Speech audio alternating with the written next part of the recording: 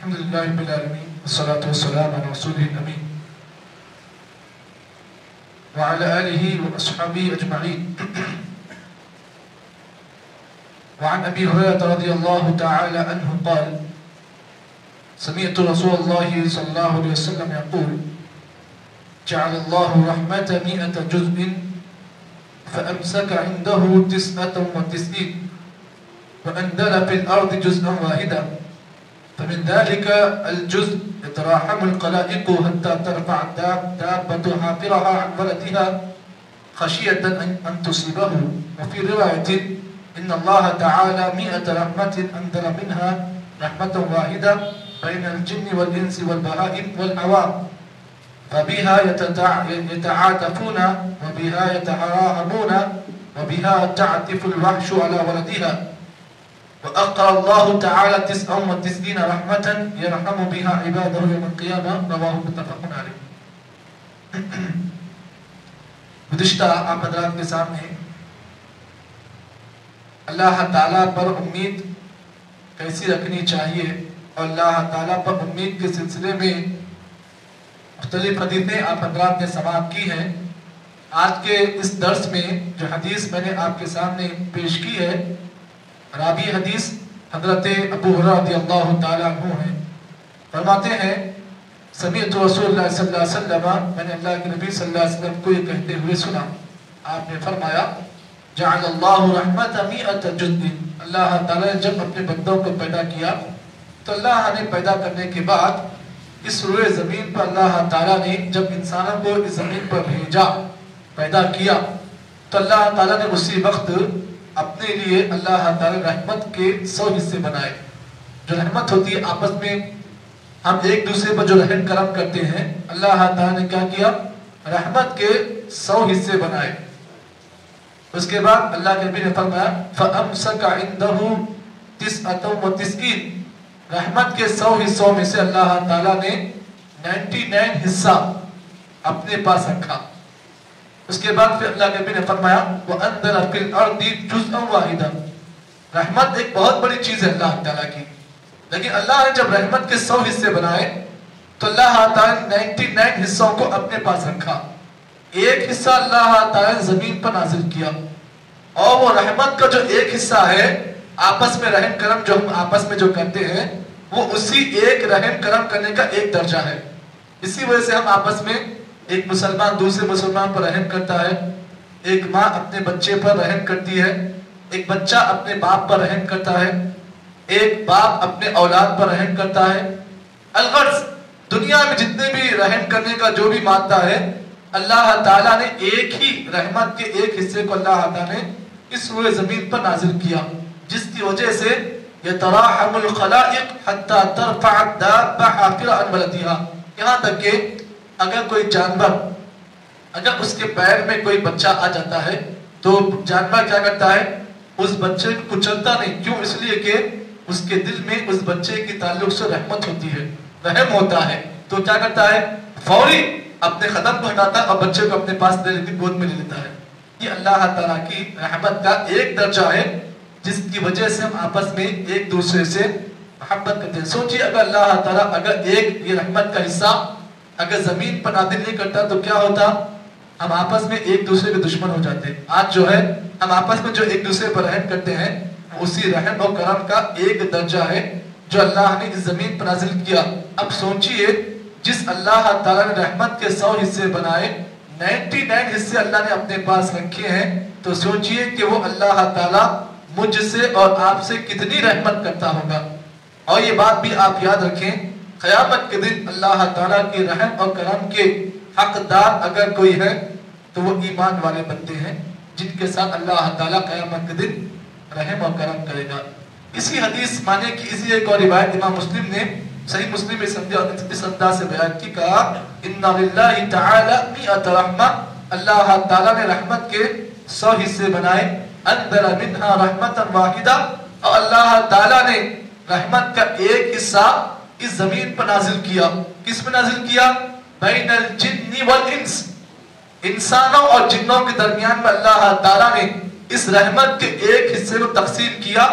اور والبہائم والعوام، اور جو چوپائے ہوتے ہیں یہ چوپائے میں بھی اللہ تعالی نے رحمت کے اسی ایک حصے کو نچھاور کر دیا. فَبِهَا يَتَدَاعَفُونَ اسی رحمت کے ایک حصے کی وجہ سے تم آپس میں ایک دوسرے کے ساتھ نرمی کرتے ہو. آپس میں جو نرمی کرتے ہیں ایک دوسرے پر وہ اسی رحمت کا ایک حصہ ہے جس کی وجہ سے ہم آپس میں ایک دوسرے کے ساتھ نرمی سے پیش آتے ہیں. وَبِهَا يَتَرَاحَمُونَ آپس میں ہم جو ایک دوسرے پر رحم کرتے ہیں وہ اسی ایک رحمت کا ایک حصے کا یہ مسئلہ ہے. وَبِهَا تَعْتِفُ الْوَحْشُ عَلَى وَلَدِهَا وَأَقَّى اللَّهُ تَعَالَى 99 رَحْمَةً يَرْحَمُ بِهَا عِبَادَهُ يَوْمَ الْقِيَامَةِ.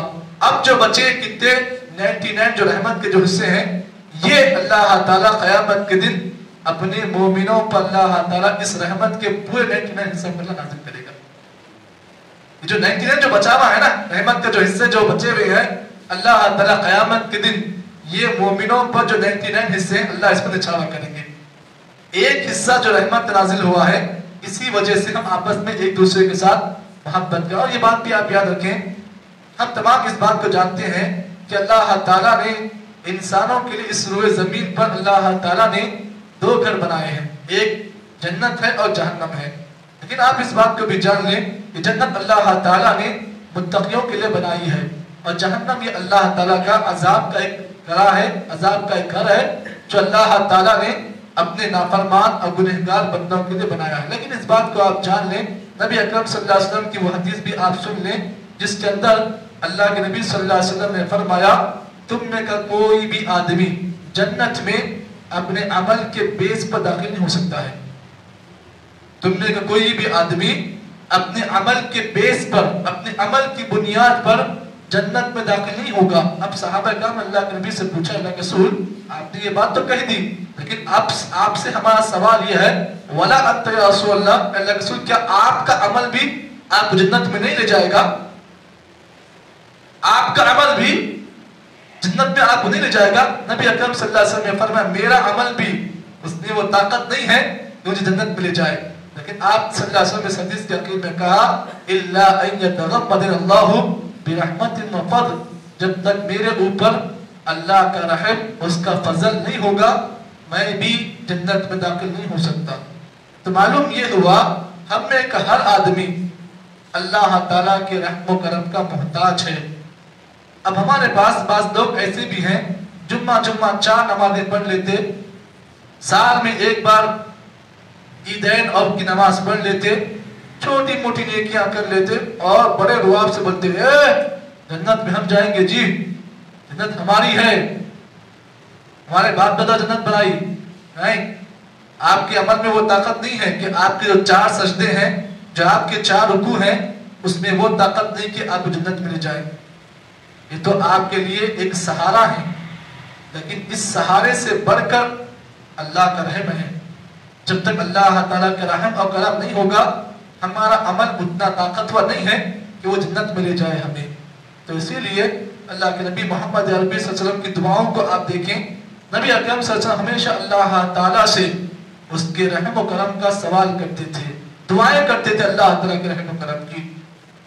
تو ہمارے پاس بعض مسلمان ایسے بھی ہیں جو اپنے عمل پر گھمنڈ کر کر فخر کر کر غرور کر کر یہ کہتے ہیں کہ ہمارا عمل جنت میں ہمیں لے جائے گا. وقت کا نبی ہے, دیکھیے امام الانبیاء ہے, وہ خود اپنے عمل کے بارے میں گارنٹی نہیں دے رہا کہ اس کا وہ عمل سے جنت میں لے جائے گا جب تک کہ اللہ تعالیٰ کا رحم و کرم شامل حال نہ ہو.